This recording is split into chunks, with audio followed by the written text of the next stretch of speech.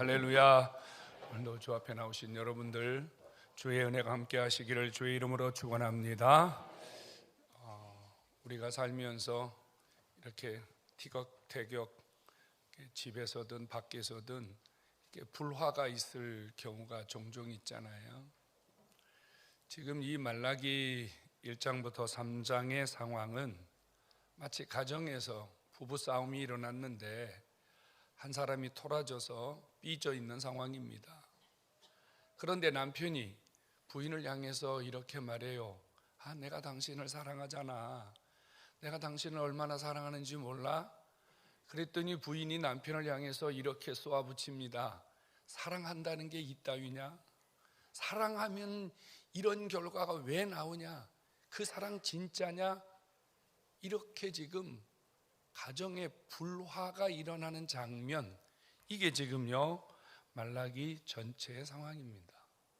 하나님이 그 백성들을 향해서 내가 너희들 사랑한다. 내가 너희들을 얼마나 사랑하는 줄 아느냐? 그랬더니 백성이 하나님에게 그래요. 하나님이 사랑한 결과가 이겁니까? 우리를 진짜 사랑한 거 맞습니까? 왜 이런 티격태격 불편한 관계가 일어나게 되었을까요? 삶이 고단하고 힘들기 때문이에요. 먹고 사는 게 힘들고 가정이 필요한 것 많은데 공급할 돈이 없고 쌀독에도 쌀이 달랑거리고 냉장고에는 반찬 부스러기가 별로 없고 자식들은 돈 달라 그러고 또 이것저것 해야 할 것은 많고 그러면 사람들은요 피곤해요, 고단해요, 지쳐가요. 여러분, 우리는 살면서 이런 경우를 사실 겪으면서 살아갑니다.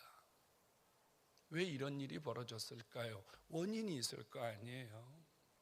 남편이 무능하다든지 직장이 없어졌다든지 아니면 집에서 부인이 과소비를 했다든지 뭔가 원인이 있을 거 아니냔 말이에요. 원인이 있어요. 오늘 주님은요 이런 말씀을 하고 있어요. 내가 하늘 문을 열고 너희에게 부어주겠다. 이 말은 하늘이 닫혔다는 말입니다. 하나님이 이 백성의 고단한 삶을 보시면서도 하나님이 지금 하늘 문을 열지 않고 닫아놓았기 때문에 이들의 삶이 힘들고 지치고 고단할 수밖에 없다 그 말이에요. 왜 하늘 문을 닫으셨을까요? 성도 여러분, 하늘 문이 닫히면 힘쓰고 애쓰고 노력해도 헛되다는 사실을 기억해야 합니다. 인간의 노력, 이것은 어느 정도는 할 수 있어요. 그 이상을 뛰어넘으려면 하늘 문이 열려야 돼요. 주님이 도와주셔야 돼요. 하나님 역사해 주셔야 돼요. 성도 여러분, 하늘 문이 닫힌 인생은요 이것을 해도 안 되고 저것을 해도 안 됩니다. 하늘 문이 닫힌 가정은 이 방법 저 방법 다 동원해도 힘이 듭니다. 여러분, 아침이 일찍이 일어나서 저녁 늦게 수고해도 하나님이 하늘문 닫아주시면 하는 일마다 별 볼 일 없습니다. 우리는 그렇잖아요. 하늘문 그거 별로 신경 안 쓰거든요. 내가 열심히 노력하고 내가 최선을 다해서 살면 되겠지, 될 거야, 열심히 하는데 누가 이런 생각을 갖고요 하늘 문에 대한 의식을 별로 중요하게 생각하지 않아요. 왜 하늘 문이 닫혔을까요? 이유가 있을 거 아닙니까? 하나님이 그러셨어요. 내가 너희들 사랑해. 내가 너희들을 얼마나 사랑하는 줄 아니? 아니, 입으로는 사랑한다고 하시면서 왜 그들의 고단한 삶에 은혜를 베푸지 않으시는 걸까요? 이유가 있다고 말이에요. 이유가 있다고 말이에요. 성도 여러분, 이 말라기는 좀 특이한 책입니다.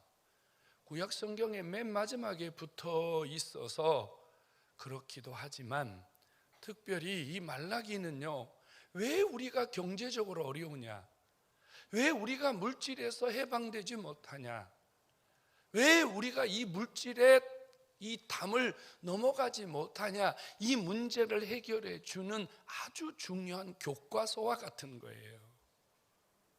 주님은 이렇게 말씀합니다. 일단 하늘문이 닫힌 사람들의 공통적인 특징이 뭐냐? 경제적 어려움이라는 거예요. 이 말라기서가 주고 있는 것은 하나님이 하늘문을 닫으시면 개인도 가정도 나라도 이 경제적인 어려움에서 살 길이 없다는 거예요.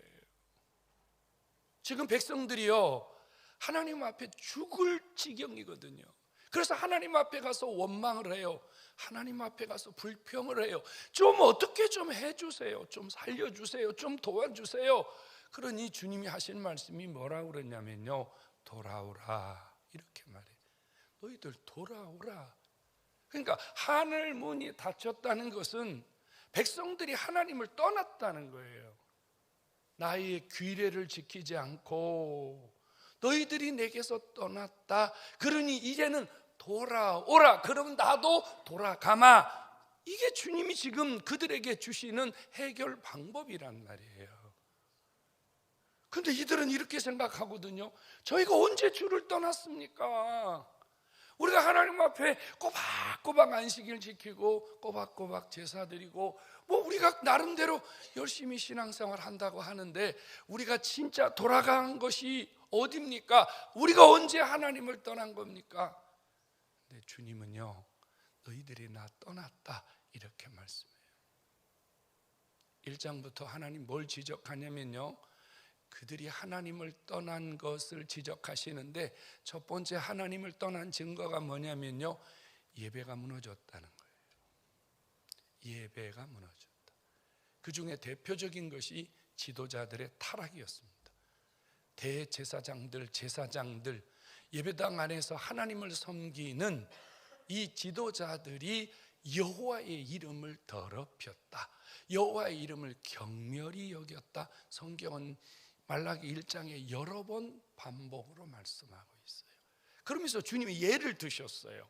어떻게 예배를 무너뜨리고 어떻게 하나님의 이름을 멸시했는지를 말했는데, 첫 번째가 뭐냐면요, 하나님께 제사를 드리는데, 하나님께 예배를 드리는데 썩은 예물, 병든 예물, 썩어 빠진 과일, 하나님 앞에 예배 드릴 때는요, 이게 깨끗하고 정결하고 흠도 없고 점도 없고, 제가 수요일날 성경 공부할 때 이 흠이 뭔지 점이 뭔지 설명해 드렸어요.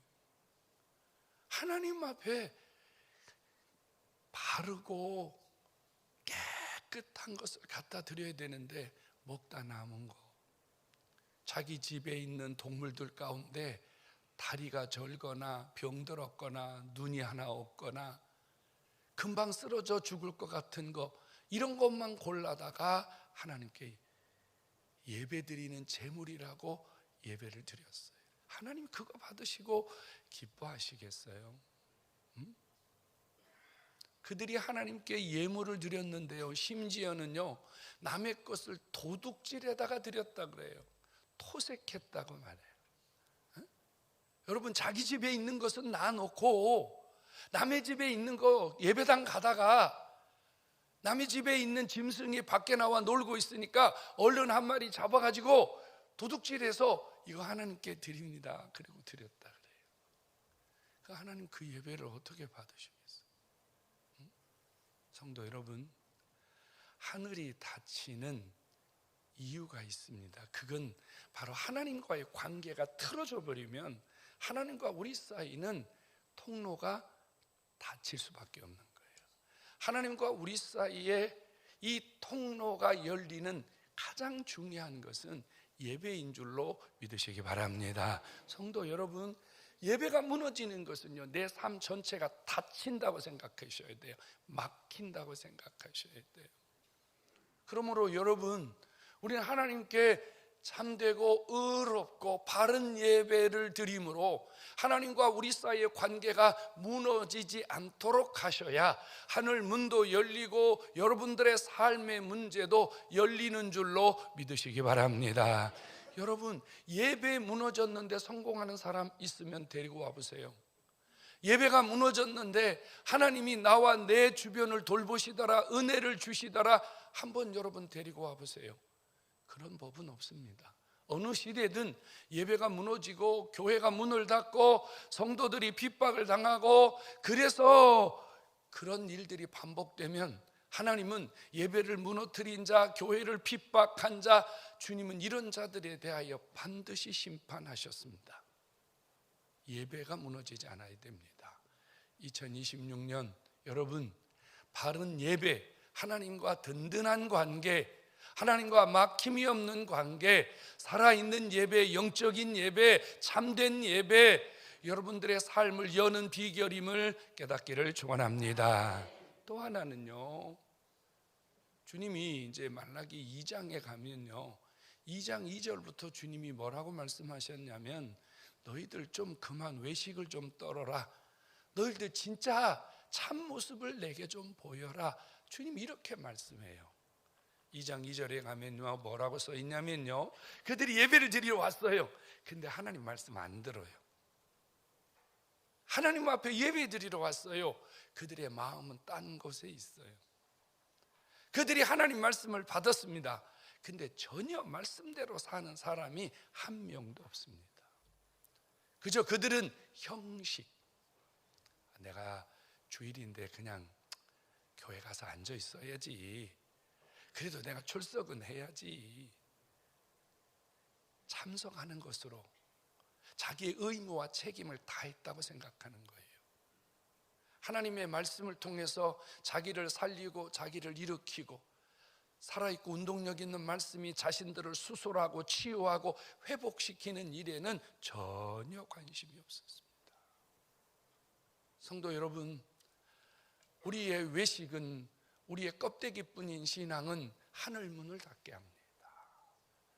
하나님은 참 되시며 하나님 그분은 진리가 되시기 때문에, 여러분, 외식적이고 껍데기 모양뿐이고 흉나만 내는 여러분, 이런 자와 전혀 그분이 함께 할 수 없다는 사실을 기억하시기 바랍니다. 주님이 이 땅에 계시는 동안 아주 많이 싫어했던 사람들이 있잖아요. 서기관들과 바리새인들 아닙니까? 자칭 그들은 예배를 잘 드리고, 자칭 그들은 성경대로 잘 살고 있다고 자부했지만, 예수님은 그들을 향하여 아주 엄청난 저주를 퍼부으셨다는 사실을 주목하십시오. 너희들은 회칠한 무덤과 같다. 너희는 독사의 자식들이다. 너희에게는 화가 임할 것이다. 여러분, 서기관들과 바리새인들 입장에서는 예수님이 얼마나 미웠겠어요. 예수님의 말씀이 얼마나 자신들에게 고통이었겠냔 말이에요. 그러니까 예수님을 막 대적하고 그렇게 말씀하시는 예수님을 막 죽이려고 난리치던 거였잖아요. 왜요?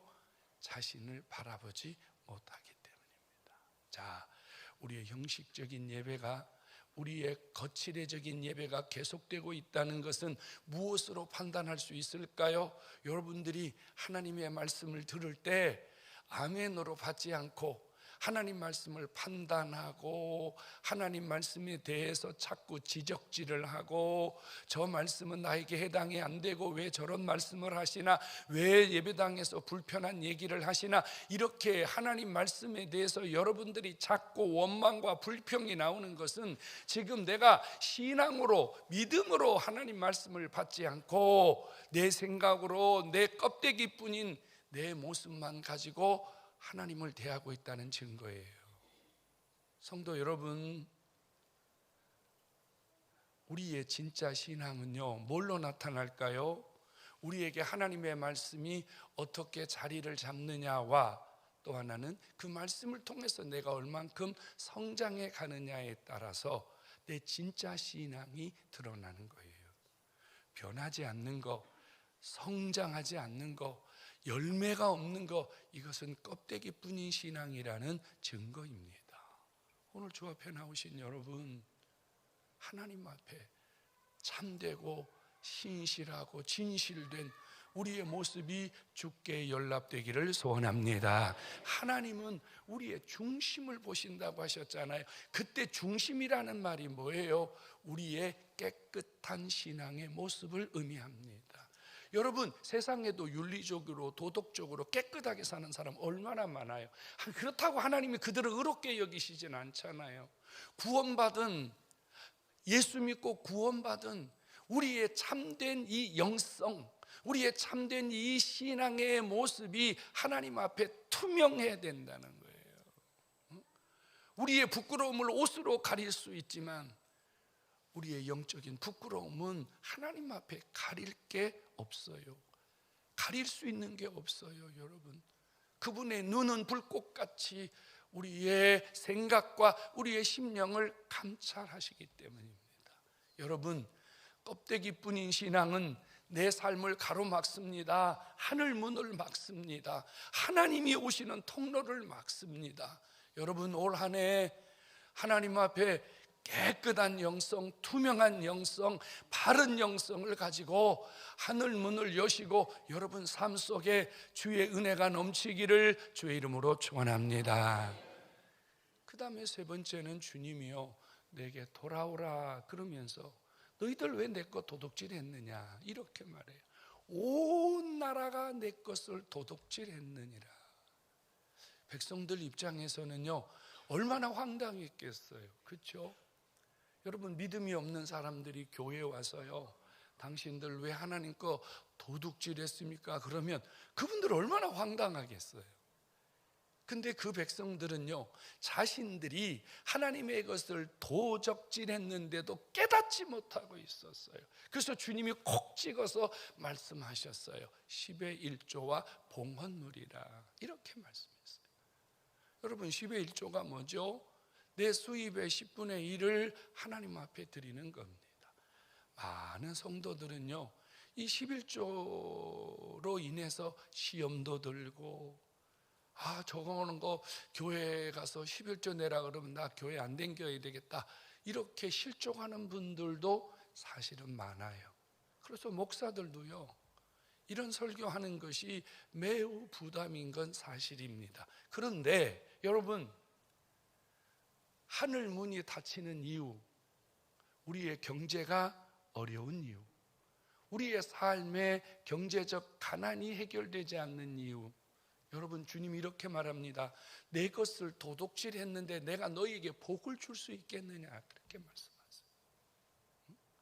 성도 여러분, 10의 1조는 물질을 드리는 것 맞습니다. 하지만 그 물질 속에 하나님이 내 인생의 주인이요 내 물질의 주인이요 내 삶의 주인이요 하나님이 내 경제의 주인이요 하나님이 내가 먹고 살고 살아가는 생명의 주인임을 고백하는 신앙 고백임을 믿으시기 바랍니다.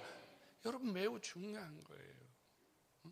요즘 유튜브 같은 데 보면 누가 올려놨는지는 몰라도 11조 무용론, 11조는 뭐 과거에 구약에서 어쩌고 저쩌고 이런 말하는 참 악한 사람들이 있거든요. 여러분, 11조가 불편한 사람들은 그런 이야기가 귀에 솔깃할지는 모르지만 그거는 우리가 하늘 문을 막고 내 삶을 가난해서 내 삶을 불편하면서 해결하지 못하도록 만드는 사단의 소리인 줄로 믿으시기 바랍니다. 예수님이 이 땅에 계시는 동안에 뭐라고 하셨죠? 가이사의 것은 가이사에게, 하나님의 것은 하나님에게 드리라고 했습니다.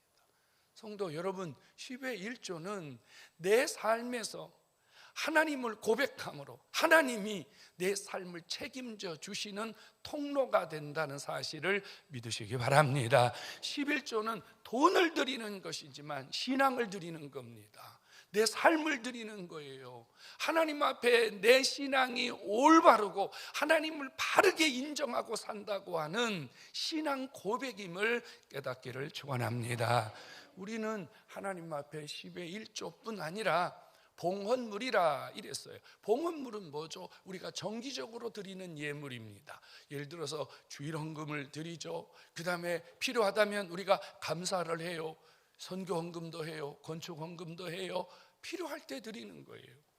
이 당시에 말라기가 기록되었던 당시, 예수님이 거하시는 당시에는요, 예배당에 들어갈 때는 한쪽에는 9개 나팔을 거꾸로 뒤집어 놓은 모양의 9개의 연보통이 있었고 왼쪽에는 3개의 연보통이 있었습니다. 9개의 연보통은 10의 1조와 감사와 구제와 이런 연보들을 하나님 앞에 드렸습니다. 그리고 3개의 연보통은 수전 헌금이었습니다. 예배당이 정기적으로 수리가 필요했거든요. 그래서 1년에 한 번씩 수전절, 성전을 수리하는 절기를 지켰습니다. 그래서 1년 동안 그들이 모아놓은 연보를 예배당을 수리하는 수전절 귀한 절기를 지키면서 하나님의 전을 수리했습니다. 당시에 10의 1조와 이 수전절 연보는 거의 세금적 의미를 갖고 있었습니다. 그 말은 의무적으로 누구든지 의무와 책임을 가지고 하나님 앞에 드리도록 그렇게 정해놓았다 그 말입니다. 한국 초기에 선교사들이 복음을 전했는데 여러분 한국 참 가난했습니다. 아시잖아요. 보릿고개, 초가집, 여러분 정말 변변한 거 하나 없던 것이 우리나라의 현실이었습니다. 6.25 동란 이후에 여러분 한국은요 정말 배고픈 한국이었습니다. 오죽하면 우리는 아침에 일어나면 인사가 뭐였습니까? 식사하셨습니까? 밥 잡수셨습니까? 그 말은 뭔 말이에요? 밥을 못 먹고 살던 시대였기 때문에 밥 먹었냐가 인사입니다. 그리고요 사람을 최고로 대접하는 게 뭐예요? 밥 한 끼 먹읍시다. 여러분 식사 한 끼 대접하는 것을 최고의 대우로 생각했어요. 왜요? 못 먹고 살았기 때문에. 그리고 한때는 배가 나온 분들을 사장님이라고 불렀습니다. 저 사람 얼마나 부자면 배가 나왔을까? 배를 굶고 살던 시절이었기 때문입니다. 그런데 여러분 하나님이 이 나라 이 민족을 이런 엄청난 축복의 나라로 세워주셨어요. 이유가 뭘까요? 여러분 우리의 신앙의 선조들은요 밥을 굶어도 2가지를 했어요. 하나는 11조를 떼먹지 않았고 하나는요 성미를 갖다 드렸어요. 자신들이 밥을 하면서 식구들의 숫자대로 이 숟가락으로 쌀을 퍼서 요만한 주머니에다가 담아서 하나님 앞에 갖다 드렸어요. 여러분 경제적 가난을 11조로 해결했고 배고픔의 가난을 성미를 드리면서 해결한 줄로 믿으시기 바랍니다. 좀 말씀드렸잖아요. 저 어려서 교회에서 살았어요. 여러분 교회 뒤에는요 성미통이 있었어요. 성미통. 좋은 교회들, 큰 교회들은요 나무로 잘 짜여진 성미통을 갖고 있었지만 저희가 섬기던 교회는 가난한 교회였기 때문에 드럼통 같은 거를 갖다 놨어요. 고무통 같은 걸 갖다 놨어요. 여러분 거의 제가 보기에는 80-90%의 성도들이 요만한 그 헝겊 주머니에 그 성미를 들고 나와서 예배를 드리며 들어갈 때 헌금을 넣고 성미를 불어넣고 예배하러 들어갑니다. 여러분 그분들이 결단코 부자들이 아니에요. 그분들의 삶을 가보면요 정말요 뭐가 찢어지게 가난하다 그러죠. 그렇게 가난한 분들이에요. 근데 저는 봤어요. 저는 봤다고요. 그 연보를 드렸던 권사님들, 집사님들이 다 우리 친구들이었거든. 우리 선배들이었고 우리 후배들이었어요. 여러분 시간이 지난 다음에 보니까요 하나님이 그분들의 삶을 다 윤택하게 하셨어요. 그들의 삶을 다 배부르게 하나님 채워주신 줄로 믿으시기 바랍니다. 여러분 가난할수록 하나님께 연보하셔야 됩니다. 여러분 정말 가난해서 탈출하고 싶다면 목숨 걸고 연보하셔야 돼요. 정말로 생명을 걸고 11조하고 하나님 앞에 헌신하고 심어야 돼요. 하나님 복을 주세요. 언젠가도 말씀드렸지만 그 한경진 목사님이 그 남한산성에서 마지막 여생을 보낼 때 여러분 많은 그 후배들이 와서 앞으로 목회에 큰 그 힘이 될 만한 거 좀 가르쳐 주세요 그랬는데 그분이 그 유명한 얘기 하셨어요. 가난한 자로 헌금하게 해라. 여러분 그 교회 부자였잖아요. 그래서 부자들이 주님의 일을 많이 하게 하고 가난한 자들은, 어려운 자들은 시험 들까 봐, 고난 당할까 봐 그냥 이렇게 저렇게 다 빼줬다고 말이에요. 그랬더니 몇 년 지나고 보니까 부자들은 그렇지 않아도 부자인데 많이 드리고 많이 헌신하니까 더 부자가 되어 있었고, 시험 들까 봐, 또 신앙 실족할까 봐 아내도 내버려 두고 자꾸 열외시키고 그랬더니 그런 사람들은 아직도 그 가난 속에 살더라 이거예요. 그 어른이 한국 교회에 준 가장 큰 교훈 중에 하나가 뭐냐면요, 가난한 자가 있다면 헌금하게 라는 거예요. 하나님이 하늘 문을 열어야 된다는 거예요. 성도 여러분, 인간이 할 수 있는 건 한계가 있습니다. 그 이상을 뛰어넘는 것은 하나님의 축복이 필요한 줄로 믿으시기 바랍니다. 여러분 마음속에 연보에 대해서 마음에 상처가 있거나 시험이 있는 분들 푸세요. 여러분 사람에게 드린다고 생각하면 안 돼요. 하나님에게 드리는 헌금임을 믿으시기 바랍니다. 여러분 하나님께 드리는 겁니다. 사람 보지 마세요. 11조가 100원이면 어떠고 1000원이면 어떻습니까? 여러분 하나님 앞에 정직하게 온전한 11조를 드리면 주님 뭐라 그래요? 내가 하늘 문을 열겠다 그래요. 내가 하늘 문을 열어서 너희 창고마다 쌓을 것이 없도록 부어주겠다 믿으시기 바랍니다. 또 이래요. 주님이 황충이, 메뚜기, 쓸데없는 것들이 와서 너희들의 삶을 좀 먹지 않게 하겠다. 많이 벌면 뭐예요? 많이 나가면 그거 아무 필요 없잖아요. 1000원 벌어서 여러분 한 200원만 나가야지, 300원만 나가야지. 1000원 벌었는데 1200원 나가면 어떻게 살아요? 황충이, 메뚜기가 와서 다 집어삼키면 어떻게 사냐 말이에요. 하나님이 이렇게 말해요. 내가 여호와인데 너희가 이런 축복의 사람이 된 것을 모든 사람에게 보여주겠다. 여러분 여호와의 말이니라. 주님의 말씀을 믿으시기 바랍니다. 여러분 목사가 약속하는 게 낫겠어요? 주님이 약속하는 게 낫겠어요? 여호와의 약속이요, 여호와의 말이니라. 왜 주님의 말을 못 믿으세요? 왜 주님의 말을 못 믿으시냐고요? 여호와의 말이니라. 왜 이 말씀을 못 믿냐고 말이에요. 여호와의 말이니라. 그러면 아멘하고 움직이면요, 여러분 주께서 틀림없이 여러분 삶 속에 역사하시는 줄로 믿으시기 바랍니다. 성도 여러분, 살아계신 하나님, 하늘 문을 여시는 하나님, 하늘에서 보물을 쏟아주시는 하나님, 나의 하나님이심을 믿으시기 바랍니다. 여러분 하늘에서 쏟아주셔야 돼요. 하늘이 움직여야 땅이 움직이고, 하늘이 움직여야 사람이 움직이고, 하늘이 움직여야 여러분 내 생각을 뛰어넘는 기적이 일어남을 믿으시기 바랍니다. 2026년 한 해 동안 여러분 가정, 사업장, 여러분들이 하는 모든 일에 하늘의 문이 열리고 하늘의 보화가 쏟아지고 하늘에서 채우시는 창고가 넘쳐나기를 예수의 이름으로 축원합니다.